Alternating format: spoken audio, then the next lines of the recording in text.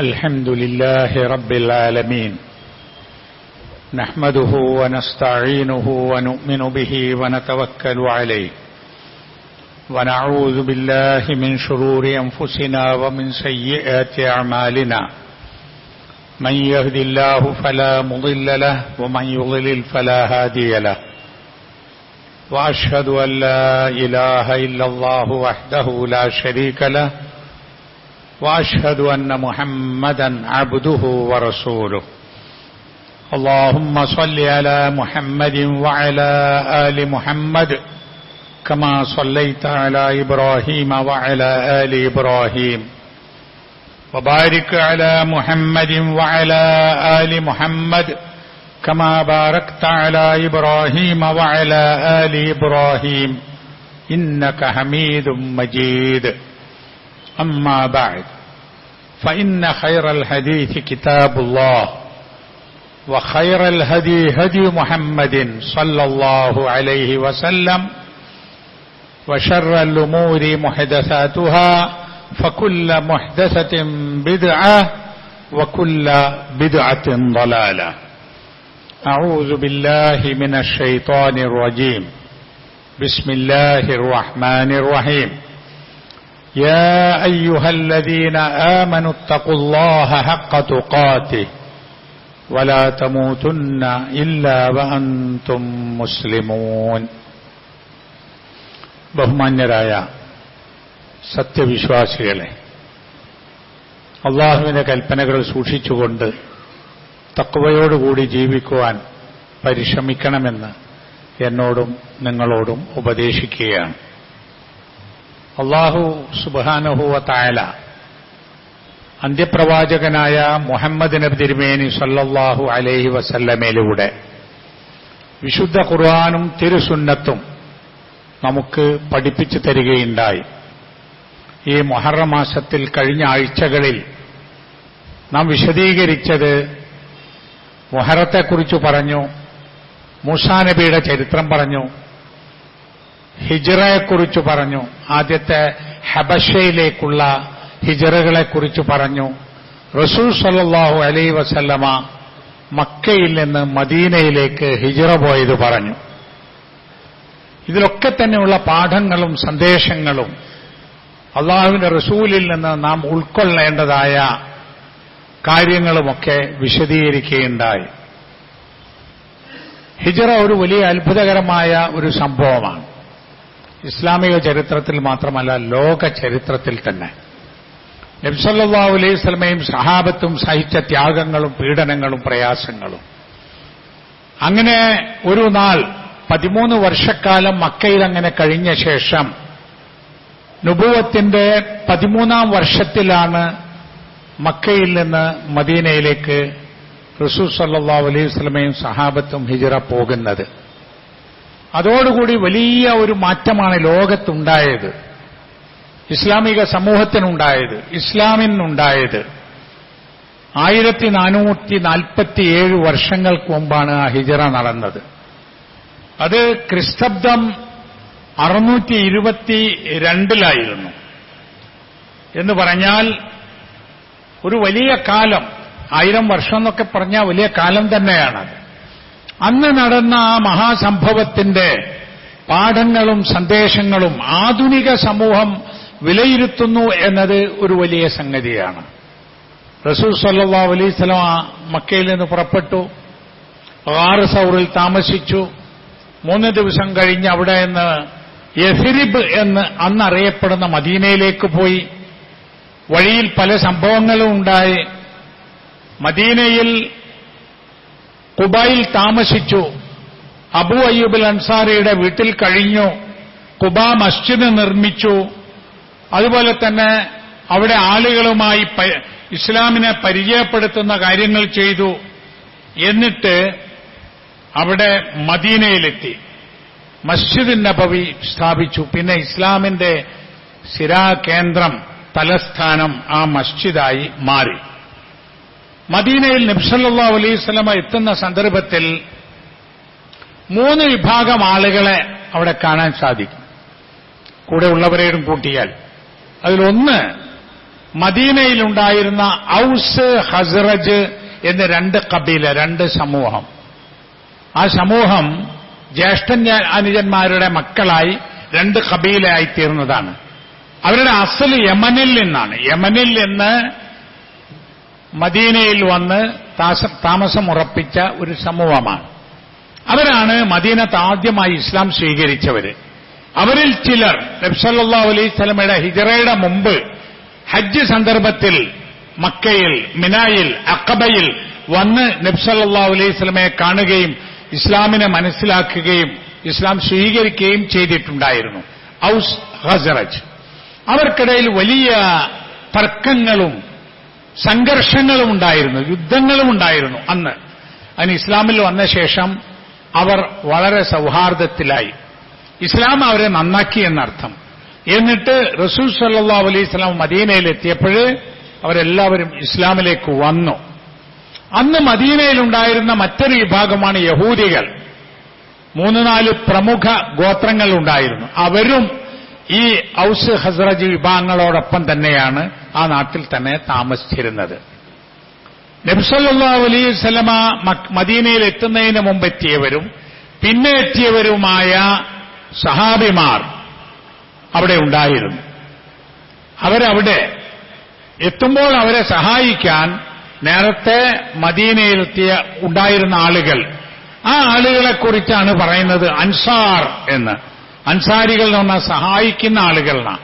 മക്കയിൽ നിന്ന് മദീനയിലേക്ക് എത്തിയ റസൂൽ സല്ലല്ലാഹു അലൈഹി വസല്ലമയെയും സഹാബിമാരെയും സഹായിച്ച മദീനക്കാരായ ആളുകളാണ് അൻസാരികൾ.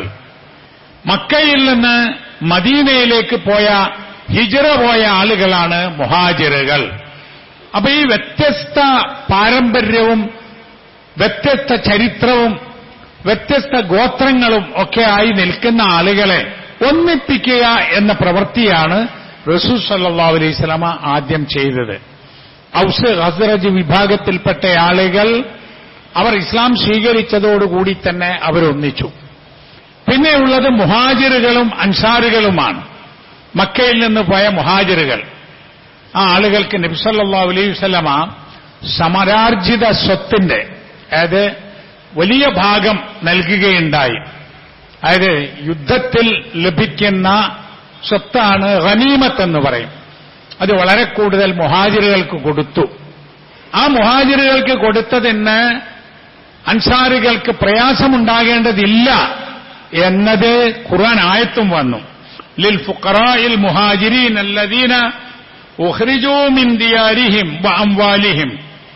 സ്വന്തം വീടുകളിൽ നിന്നും സ്വന്തം സ്വത്തുക്കളിൽ നിന്നും പുറത്താക്കപ്പെട്ട പാവങ്ങളായ മുഹാജിറുകൾ യബ്തഗൂന ഫളലൻ മിനല്ലാഹി വറിദ്വാന, അല്ലാഹുവിന്റെ അനുഗ്രഹവും അല്ലാഹുവിന്റെ തൃപ്തിയും ആഗ്രഹിച്ച ആ പാവങ്ങൾ, വയൻസുറൂനല്ലാഹ വറസൂലഹു, അല്ലാഹുവിനെയും റസൂലിനെയും സഹായിച്ച എന്ന് പറഞ്ഞാൽ അല്ലാഹുവിന്റെ ദീനിനെ, റസൂൽ സല്ലല്ലാഹു അലൈഹി വസല്ലമയുടെ ദീനിനെ സഹായിച്ച ആളുകൾ, ഉലൈക ഹുമുസ് സ്വാദിഖൂൻ, അവരാണ് സത്യവാൻമാർ. അവർ സ്വന്തം ഭവനങ്ങളിൽ നിന്ന് പുറത്താക്കപ്പെട്ടു. സ്വന്തം സ്വത്തും മുതലുമൊക്കെ ഉപേക്ഷിച്ചു പോവേണ്ടി വന്നു. അള്ളാഹുവിനോടുള്ള സ്നേഹവും അള്ളാഹുവിന്റെ ദീനിനു വേണ്ടിയുള്ള സഹായവും അള്ളാഹുവിന്റെ അനുഗ്രഹം കിട്ടണമെന്ന ആഗ്രഹവും അത് മാത്രമാണ് ആ പാവങ്ങൾക്കുള്ളത്. അതാണ് മുഹാജിറുകൾ. ആ ആളുകളെ സഹായിച്ച അൻസാറുകൾ വല്ലദീന തബവ്വഉ ദാറ വൽ ഈമാന മിൻ ഖബ്ലിഹിം, ഇവർക്ക് മുമ്പ്, ഈ മുഹാജിറുകൾക്ക് മുമ്പ് തന്നെ മദീനയിൽ താമസിക്കുകയും അവർ സത്യവിശ്വാസം ഉൾക്കൊള്ളുകയും ചെയ്ത ആളുകൾ, അവരാണ് അൻസാരികൾ. യുഹിബ്ബൂന മൻ ഹാജറ ഇലൈഹിം, അവരിലേക്ക് പലായനം ചെയ്തു വന്ന, ഹിജ്റ ചെയ്തു വന്ന ആളുകളെ ഇഷ്ടപ്പെടുന്ന ആളുകൾ. വലാ യജിദൂന ഫീ സുദൂരിഹിം ഹാജത്തൻ മിമ്മാ ഊതു, അവർ നൽകിയതിന്റെ പേരിൽ അവരുടെ മനസ്സിൽ ഒരു വിഷമവും ഒരാവശ്യവും അവർക്ക് തോന്നിയിട്ടില്ല എന്നാണ്. എന്നാൽ മുഹാജിറുകൾ വന്നു ഒന്നുമില്ലാതെ, അവർക്ക് പണമില്ല, അവർക്ക് ജോലിയില്ല, അവർക്ക് കുടുംബങ്ങളില്ല, അവർക്ക് താമസിക്കാൻ സ്ഥലങ്ങളില്ല. അവരെ ഏറ്റെടുത്തു അൻസാരികൾ. അവർക്ക് ജോലി നൽകിയ അൻസാരികൾ, അവർക്ക് താമസ സൗകര്യം നൽകി, അവർക്ക് പണം നൽകി, അവർക്ക് വിവാഹം ചെയ്യിപ്പിച്ചു കൊടുത്തു. ഇതൊക്കെ അൻസാരികൾ ചെയ്തതാ. യുഹിബ്ബൂൻ എന്നാണ്. യുഹിബ്ബൂന മൻ ഹാജറ ഇലൈഹിം, അവരിലേക്ക് വന്ന ആളുകളെ അവർ സ്നേഹിച്ചു, ഇഷ്ടപ്പെട്ടു. പിന്നെ വയുസിറൂന അലാ അൻഫുസിഹിം വലൗ കാന ബിഹിം ഖസാസ, അവർക്ക് ദാരിദ്ര്യവും പ്രയാസവും ഒക്കെയുണ്ടെങ്കിലും അവരുടെ ആവശ്യങ്ങളെക്കാൾ അവര് ഈ വന്ന ആളുകൾക്ക് പ്രാമുഖ്യം നൽകി എന്ന്. സ്വന്തം ആവശ്യമുണ്ട്, എന്നാലും വന്നവരല്ലേ എന്ന നിലക്ക് മുഹാജിറുകൾക്ക് നൽകി. അവർക്ക് ആദരവും ബഹുമാനവും സഹായവും നൽകി. എന്നിട്ട് പറയുന്നു വമൻ യൂഖ ശുഹ നഫ്സിഹി ഫഉലൈക ഹുമുൽ മുഫ്ലിഹൂൻ, ഏതൊരാൾ സ്വന്തം നഫ്സിന്റെ മനസ്സിന്റെ പിശുക്ക്, ആ പിശുക്കിൽ നിന്ന് രക്ഷപ്പെട്ടുവോ അവരാണ് വിജയികൾ എന്ന്. പിശുക്കുള്ള ആളുകൾക്കൊന്നും കൊടുക്കാൻ തോന്നില്ല, സഹായം ചെയ്യാൻ കഴിയില്ല, ആളുകളെ ആ നിലക്ക് ഇടപെടാനും കഴിയില്ല. പിശുക്കന്മാർ എല്ലാം അവർക്ക് വേണം. ചില പിശുക്കന്മാർ അവർക്ക് വേണ്ടിയും ചെലവഴിക്കൂല, അവരെ മക്കൾക്ക് വേണ്ടിയും ചെലവഴിക്കൂല. ഇവിടെ പറയുന്നത് കുടുംബ ബന്ധമോ നാടിന്റെ ബന്ധമോ ഒന്നുമില്ലാത്ത ആളുകൾ ആദർശത്തിന്റെ വിശ്വാസത്തിന്റെ പേരിൽ എത്തിച്ചേർന്ന് ഇവരെ അത്രയും സ്നേഹിച്ച് അവരെ വളർത്തി സ്വീകരിച്ചു എന്നുള്ളതാണ്. സൂറത്തുൽ ഹശ്റിൽ 9-ാമത്തെ ആയത്താണ്, 8-9 ആയത്ത്. അതിന്റെ വിശദീകരണം നിങ്ങൾ വായിക്കുന്നത് നന്നായിരിക്കും. അപ്പോൾ ഇവിടെ ഔസ് ഹസറജ് ഗോത്രങ്ങൾ ഒന്നിച്ചു, മുഹാജിറുകളും നേരത്തെയുള്ള ഈ അൻസാരികൾ ഈ ഔസ് ഹസറജ് ഗോത്രത്തിൽപ്പെട്ടവരാണ് അധികവും, അവരും ഒന്നിച്ചു. ഇനി അവിടെ ബാക്കിയുള്ളത് യഹൂദന്മാരാണ്. യഹൂദന്മാരെയും കൂടി വിളിച്ചു. നബി സല്ലല്ലാഹു അലൈഹി വസല്ലമ വിളിച്ചുകൂട്ടിയിട്ട് ഇസ്ലാമിനെ പരിചയപ്പെടുത്തി. മുഹമ്മദ് റസൂലാണ് ഞാൻ എന്ന് അവരെ ബോധ്യപ്പെടുത്തി. അള്ളാഹുവിനെ ഖുർആനെ കുറിച്ച് അവർക്ക് പറഞ്ഞുകൊടുത്തു. എന്നിട്ട് അവരോട് ഒരു ധാരണയുണ്ടാക്കി. ആ ധാരണയുടെ പേരാണ് മീസാഖുൽ മദീന, മദീന ഡിക്ലറേഷൻ, മദീന പ്രഖ്യാപനം എന്ന് പറയും. അതിന് സ്വഹൈഫത്തുൽ മദീന എന്നും ചരിത്രത്തിൽ പറയും. മദീനയിൽ വെച്ച് നബി സല്ലല്ലാഹു അലൈഹി വസല്ലമ പ്രഖ്യാപിച്ച ഒരു വലിയ പ്രഖ്യാപനമാണ്. ആ പ്രഖ്യാപനത്തിൽ എന്തെല്ലാം ഉൾക്കൊള്ളുന്നു എന്നല്ലേ? ആ പ്രഖ്യാപനത്തിൽ യഹൂദ വിഭാഗത്തിന് യഹൂദികളായിക്കൊണ്ട് തന്നെ നബി തിരുമേനി സല്ലല്ലാഹു അലൈഹി വസല്ലമയുടെ നിയന്ത്രണത്തിൽ വന്ന, നബി തിരുമേനി സല്ലല്ലാഹു അലൈഹി വസല്ലമ ഭരണം നടത്തുന്ന ആ രാജ്യത്ത് എല്ലാ അവകാശങ്ങളും ലഭിച്ചുകൊണ്ട് ജീവിക്കാം എന്നാണ്.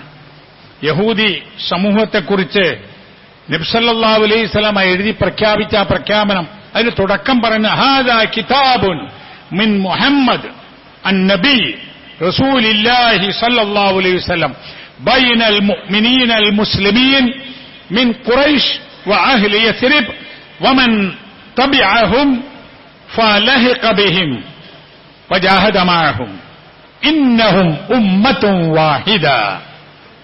ഈ എഴുത്ത് എന്ന് പറഞ്ഞാൽ ഈ പ്രഖ്യാപനം, അള്ളാഹുവിന്റെ റസൂലായ മുഹമ്മദ്, ഈ പ്രഖ്യാപനം ഖുറൈശികളായ മുസ്ലിങ്ങളായ മുഅ്മിനീകളായ ആളുകളും യസ്രിബിലുള്ള മദീനയിലുള്ള ആളുകളും അവരുടെ കൂടെ വന്നു ചേർന്നിട്ടുള്ള ആളുകളും അവരോടൊപ്പം നാടിനു വേണ്ടി യുദ്ധം ചെയ്തിട്ടുള്ള ആളുകളും നമ്മളെല്ലാവരും ഉമ്മത്തും വാഹിദ, ഒരൊറ്റ സമുദായമാണ്.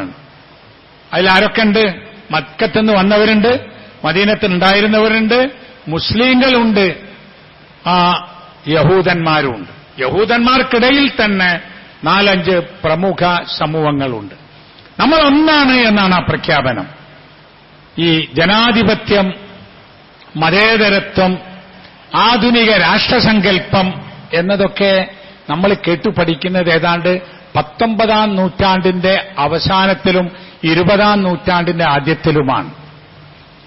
ഇത് യഥാർത്ഥത്തിൽ എല്ലാ ആളുകളെയും ഉൾക്കൊണ്ടുകൊണ്ട് നബി സല്ലല്ലാഹു അലൈഹി വസല്ലം നടത്തിയ ഈ പ്രഖ്യാപനം ഇസ്ലാമിക സമൂഹം പ്രഖ്യാപിച്ച ആദ്യത്തെ മതേതര ജനാധിപത്യ ഭരണഘടനയായി പല ചരിത്രകാരന്മാരും പറഞ്ഞിട്ടുണ്ട്. കാരണം നമ്മളെല്ലാം ഉമ്മത്തും വാഹിദ, ഒരു നാട്ടിലെ പൗരന്മാരാണ്, ഒരു പ്രദേശത്തുള്ള ആളുകളാണ് എന്ന് പ്രഖ്യാപിച്ചു. ആ പ്രഖ്യാപനത്തിൽ 52 കാര്യങ്ങളാണുള്ളത്. നമ്മൾ പറയാറില്ലേ ഭരണഘടനയിലെ അനുച്ഛേദമെന്നോ ഖണ്ഡിക എന്നോ എന്നൊക്കെ പറയുന്ന 52 കാര്യങ്ങൾ. അതിൽ 25 കാര്യങ്ങൾ മുസ്ലിങ്ങളുമായി ബന്ധപ്പെട്ടതാണ്. മുസ്ലിങ്ങൾ എങ്ങനെ, മുസ്ലിങ്ങളുടെ കാര്യങ്ങൾ എങ്ങനെ, മുസ്ലിങ്ങൾ എന്ത് ചെയ്യണം എന്നതാണ് 25 കാര്യങ്ങൾ. 27 കാര്യങ്ങൾ മുസ്ലിങ്ങളല്ലാത്ത ആളുകളുമായി ബന്ധപ്പെട്ട, മുസ്ലിങ്ങൾ യഹൂദന്മാരോട് എങ്ങനെ പെരുമാറണം, യഹൂദന്മാർക്ക് എന്തെല്ലാം അവകാശമുണ്ടാകും, ഏതെല്ലാം കാര്യങ്ങൾ എങ്ങനെ പരിഹരിക്കണം തുടങ്ങിയ കാര്യങ്ങൾ അതിൽ വന്നു.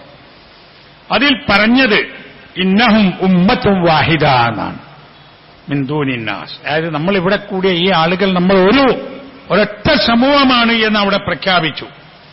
ഇന്നൽ യഹൂദ യുൻഫഖൂന മഅൽ യഹൂദ് മഅൽ മുസ്ലിമീൻ മാദാമു മുഹാരിബീൻ.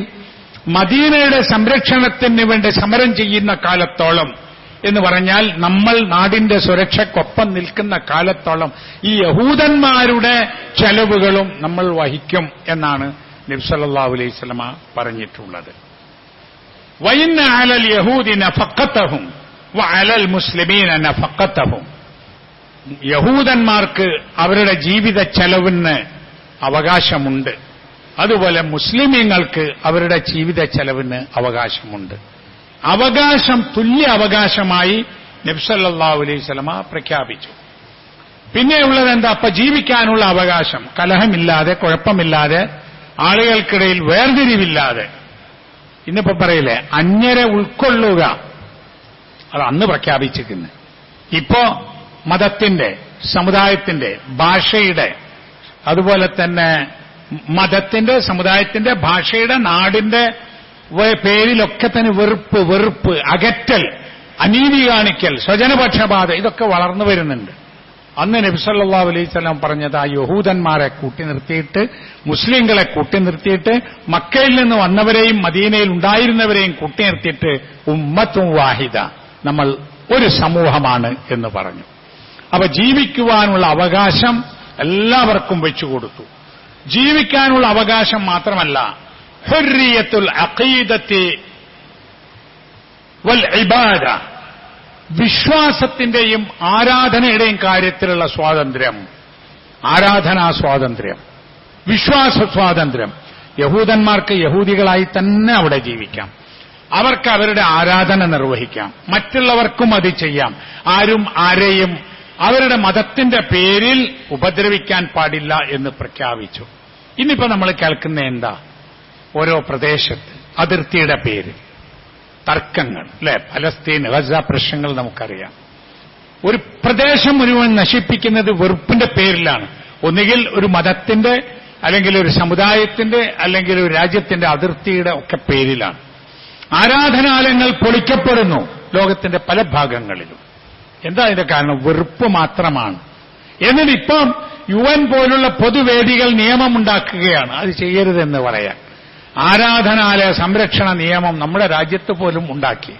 സ്വാതന്ത്ര്യം കിട്ടുന്ന സമയത്ത് ഇന്ത്യയിൽ ഏതെല്ലാം ആരാധനാലയങ്ങൾ ഏത് വിഭാഗം നടത്തിയിരുന്നോ അവരുടേതായി തുടരണം എന്ന്. അതെന്താ?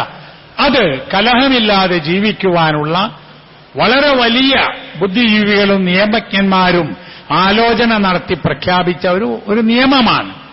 നബി സല്ലല്ലാഹു അലൈഹി വസല്ലം ഇത് പറയുന്നത് 1447 വർഷങ്ങൾക്ക് മുമ്പാണ്. നിങ്ങൾക്ക് നിങ്ങളുടെ മതം അനുസരിച്ച് ജീവിക്കാം, ഇവർക്ക് ഇവരുടെ മതം അനുസരിച്ച്. നിങ്ങൾക്ക് നിങ്ങളുടെ ആരാധന നടത്താം, ഇവർക്ക് ഇവരുടെ ആരാധന നടത്താം.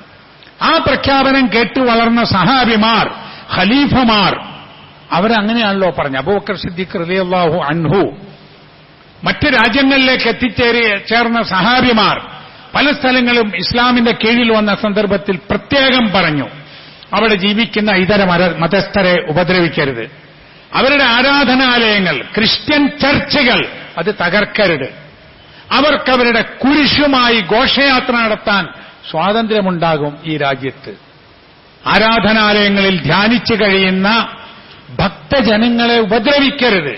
ഇതൊക്കെ ഇസ്ലാം നൽകുന്ന, അന്ന് പ്രഖ്യാപിച്ച, ഇന്ന് ലോകം ആലോചിക്കുന്ന ഒരു മതസൗഹാർദ്ദത്തിന്റെ ഉന്നതമായ ആശയങ്ങളാണ് എന്ന് നാം മനസ്സിലാക്കണം. അതുപോലെ തന്നെ എല്ലാവർക്കും നീതി ലഭിക്കണം. നീതിയുടെ വിഷയത്തിൽ അന്ന് നബി സല്ലല്ലാഹു അലൈഹി വസല്ലം പ്രഖ്യാപിച്ച ആ പ്രഖ്യാപനത്തിൽ പറയുന്നത് ഇന്നൻ നസ്റ ലിൽ മദ്ലൂം എന്നാണ്. മദ്ലൂമിനാണ്. മദ്ലൂം എന്ന് പറഞ്ഞാൽ മർദിതന്റെ കൂടെയാണ് റസൂൽ സല്ലല്ലാഹു അലൈഹി വസല്ലം ഉണ്ടാവുക. മർദിതന്റെ കൂടെയാണ് നമ്മളെല്ലാം ഉണ്ടാവേണ്ടത്. മർദ്ദിക്കപ്പെട്ടയാള്, ഒരു പക്ഷേ മർദ്ദിച്ചവൻ മുസ്ലിം ആവാം, മർദ്ദനത്തിന് ഇരയായവൻ യഹൂദിയാവാം, മറ്റു മതക്കാരനാവാം, അല്ലെങ്കിൽ മർദ്ദിച്ചവൻ അന്യമതസ്ഥനാവാം, മർദ്ദനം ലഭിച്ചത് മറ്റൊരു മതക്കാരനാവാം. എന്തായാലും ശരി, അങ്ങനെ ഒരു വർഗത്തിന്റെയും കക്ഷിയുടെയും പേരിൽ കൂടെ നിൽക്കില്ല. ആരുടെ കൂടെ? മർദ്ദകന്റെ കൂടെ, പീഡിപ്പിച്ച ആളുടെ കൂടെ, അക്രമിയുടെ കൂടെ നിൽക്കില്ല. നമ്മൾ പീഡിതന്റെ കൂടെ, മർദ്ദിതന്റെ കൂടെ, അക്രമത്തിന് വിധേയനായവരുടെ കൂടെ നിൽക്കുന്നു എന്ന് പറഞ്ഞാൽ തുല്യനീതി എന്നതാണ് ആ പ്രഖ്യാപനം. മറ്റൊരു ഒരു വിഷയമുള്ളത് ഈ പ്രഖ്യാപനത്തിൽ, അതുവരെയും ഗോത്രവർഗ ബോധം അതിന്റെ അടിസ്ഥാനത്തിൽ അഹങ്കാരം നടിക്കുകയും കലഹിക്കുകയും ചെയ്യലായിരുന്നു. ഞാൻ ഇന്ന തറവാട്ടുകാരനാണ്, ഇന്ന ഗോത്രക്കാരനാണ് എന്ന് പറഞ്ഞ് അത് നിർത്തി. അങ്ങനെയൊന്നും ഇനി പാടില്ല, മനുഷ്യ സമൂഹം ഒന്നാണ് എന്ന പ്രഖ്യാപനവും അന്നത്തെ ആ പ്രഖ്യാപനത്തിൽ ഉണ്ടായി. അപ്പൊ ഇതിൽ എന്തെല്ലാം വന്നു എന്നല്ലേ? മനുഷ്യ സമൂഹത്തിന്റെ ഐക്യം, സാമൂഹിക സുരക്ഷ, മറ്റൊന്ന് ന്യൂനപക്ഷ സംരക്ഷണം. അവർക്ക് ഇന്ന് വലിയ വിഷയങ്ങളാണ് മൈനോറിറ്റി റൈറ്റ്സ് എന്ന് പറയുന്നത്. മദീനയിൽ യഹൂദന്മാർ കുറച്ചേ ഉണ്ടായിരുന്നു. അവർക്ക് അവിടെ ജീവിക്കാം മുസ്ലിങ്ങളുടെ കൂടെ എന്നാ പറയുന്നത്. അവർക്ക് ആവശ്യമുള്ള എല്ലാം നൽകാമെന്നാണ് പറയുന്നത്. അവർക്ക് അവരുടെ ആരാധനയും അവരുടെ ആരാധനാലയങ്ങളും വിശ്വാസവും കൊണ്ടു നടക്കാമെന്നാണ് പറയുന്നത്. എന്ന് പറഞ്ഞാൽ ന്യൂനപക്ഷമായ സമൂഹത്തിന് പ്രത്യേക സുരക്ഷയും അവിടെ പ്രഖ്യാപിക്കുകയും ചെയ്തു. അപ്പൊ നമ്മളിങ്ങനെ ഹിജറ എന്ന് പറയുമ്പോഴേ ആ ഹിജറയുടെ ഫലമായി മദീനയിലെത്തിയ ഈ പ്രകാശം, മഹത്തായ ഈ സന്ദേശം ലോകത്തിന് നൽകിയിട്ടുള്ള സംഭാവന എത്ര വലുതാണ് എന്ന് നാം അറിയേണ്ടതുണ്ട്. അതാണ് നബി സല്ലല്ലാഹു അലൈഹി വസല്ലമയുടെ മദീന ജീവിതത്തിന്റെ ആദ്യ ദിവസം മുതൽക്ക് നമുക്ക് കാണാൻ സാധിക്കുന്നത്. നമ്മളും ഹൃദയവിശാലതയുള്ളവരാണ്. നമ്മൾ ജീവിക്കുന്ന നാട്ടിൽ പലരുമുണ്ട്. ദൈവവിശ്വാസികളും വിശ്വാസമില്ലാത്തവരുമുണ്ട്. അതിൽ മുസ്ലിങ്ങളല്ലാത്തവരുമുണ്ട്. പല മതത്തിൽ വിശ്വസിക്കുന്നവരുണ്ട്. ഒരു മതത്തിൽ തന്നെ വ്യത്യസ്ത കാഴ്ചപ്പാടുള്ള ആളുകളുണ്ട്. ഇവരോടൊക്കെ തന്നെ മനുഷ്യരെന്ന നിലക്ക്, നാട്ടിലെ പൗരന്മാരെന്ന നിലക്ക്, ഏകോദര സഹോദരങ്ങളെപ്പോലെ ജീവിച്ചു പോകാനുള്ള ഹൃദയവിശാലത നാം കാണിക്കേണ്ടതുണ്ട്. അത് നബി സല്ലല്ലാഹു അലൈഹി വസല്ലം പഠിപ്പിച്ചു തന്ന ഒരു വലിയ മാതൃകാ സന്ദേശമാണ്. അല്ലാഹു സുബ്ഹാനഹു വ തആല നമ്മെ അനുഗ്രഹിക്കുമാറാവട്ടെ.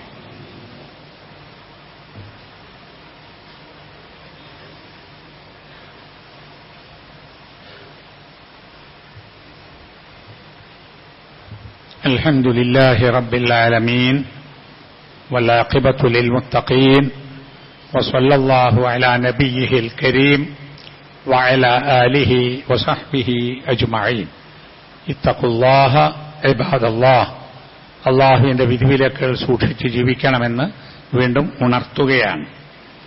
ഇസ്ലാം ദീനിന്റെ ഏത് നിയമങ്ങൾ എടുത്തു നോക്കിയാലും, അത് ആരാധനാകാര്യങ്ങളായാലും വിശ്വാസകാര്യങ്ങളായാലും സ്വഭാവസംബന്ധമായ കാര്യങ്ങളായാലും സാമ്പത്തിക ഇടപാടുകളായാലും കുടുംബ നിയമങ്ങളായാലും ഭരണ നിയമങ്ങളായാലും എന്തായാലും അത് ഏറ്റവും ഉന്നതവും ഏറ്റവും പരിഷ്കൃതവും ഏറ്റവും ഉപകാരപ്പെടുന്നതും ആർക്കും സ്വീകരിക്കാവുന്നതും ആണ് എന്ന് നാം മനസ്സിലാക്കണം.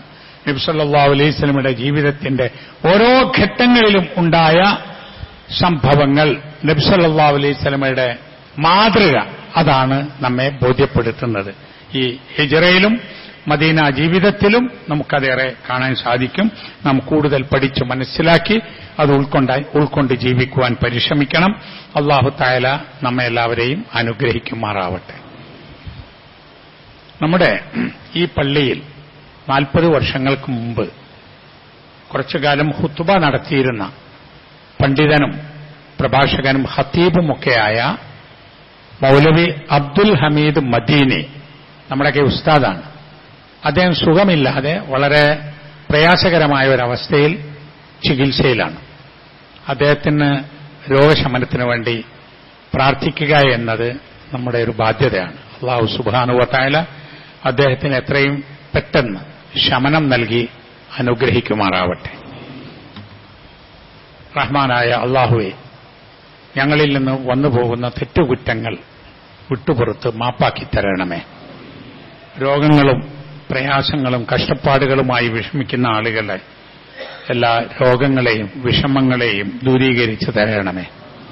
ഈ ലോകത്ത് ജീവിക്കുന്ന എല്ലാ മനുഷ്യർക്കും സമാധാനത്തോടുകൂടി ജീവിക്കുവാനുള്ള സന്ദർഭം അവസരം നൽകി അവരെ അനുഗ്രഹിക്കണമേ. ഇസ്ലാമും മുസ്ലിം സമൂഹവും അനുഭവിക്കുന്ന പീഡനങ്ങളും പ്രയാസങ്ങളും അതിജീവിക്കാനുള്ള ഈമാനും ശക്തിയും നൽകി സമൂഹത്തെ അനുഗ്രഹിക്കണമേ. اللهم اغفر للمؤمنين والمؤمنات والمسلمين والمسلمات الأحياء منهم والأموات إنك مجيب الدعوات يا قاضي الحاجات. ربنا تقبل منا إنك أنت السميع العليم وتب علينا إنك أنت التواب الرحيم. ربنا يا غافر المذنبين اللهم أعز الإسلام والمسلمين. ربنا آتنا في الدنيا حسنة وفي الآخرة حسنة وقنا عذاب النار. وصلى الله على نبينا محمد وعلى آله وصحبه أجمعين.